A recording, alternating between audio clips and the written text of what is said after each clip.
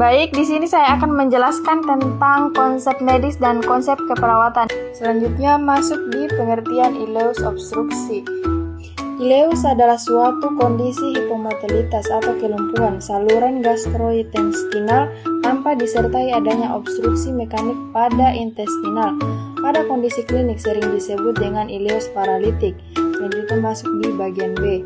Anatomi dan fisiologi sistem pencernaan. Usus halus berbentuk tubular dengan perkiraan panjang 6 meter pada orang dewasa. Usus halus memiliki 3 bagian, yaitu duodenum, jejunum, dan ileum. Segmen duodenum yang paling proksimal terletak pada retroperitoneum yang berbatasan langsung dengan kepala dan batas inferior dari tubuh pankreas. Duodenum dibatasi dari pylorus lambung dan berakhir pada flexura duodenojejunalis. Par superior duodenum terletak intraperitoneal, sedangkan semua bagian lain terletak di retroperitoneal sekunder.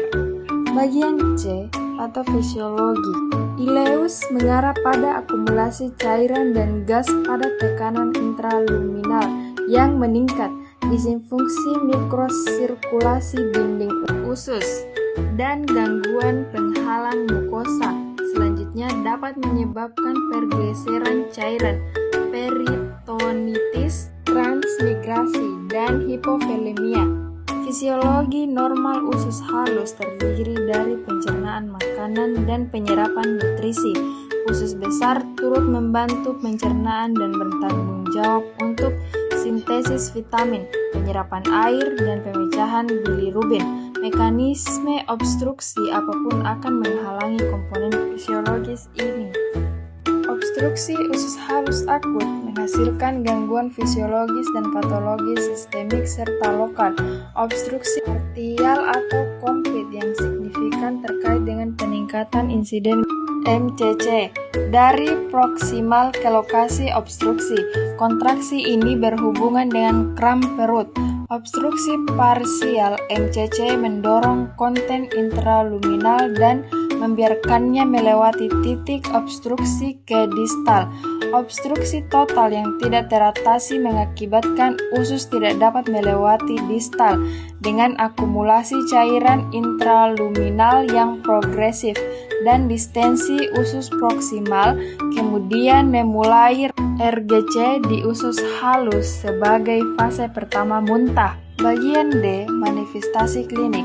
Gejala obstruksi sangat tidak spesifik, disertai nyeri perut, muntah, konstipasi, dan kembung.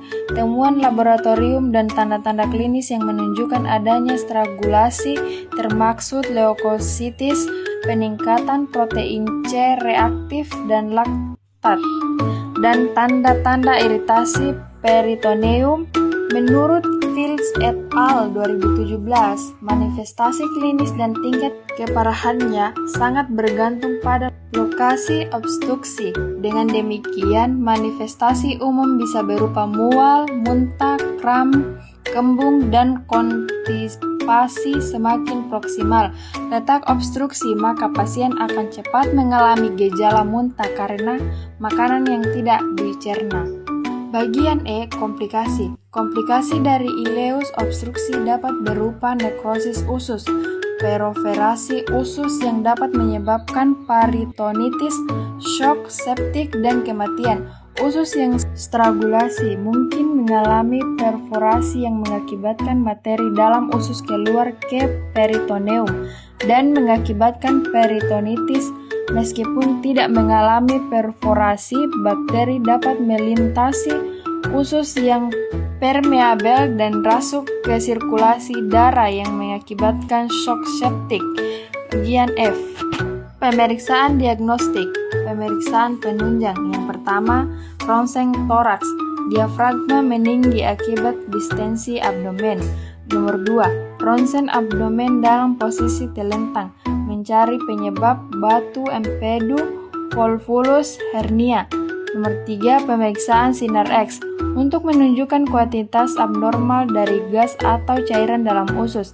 4, pemeriksaan laboratorium Misalnya pemeriksaan elektrolit dan jumlah darah lengkap akan menunjukkan gambaran dehidrasi dan kehilangan volume plasma dan kemungkinan infeksi.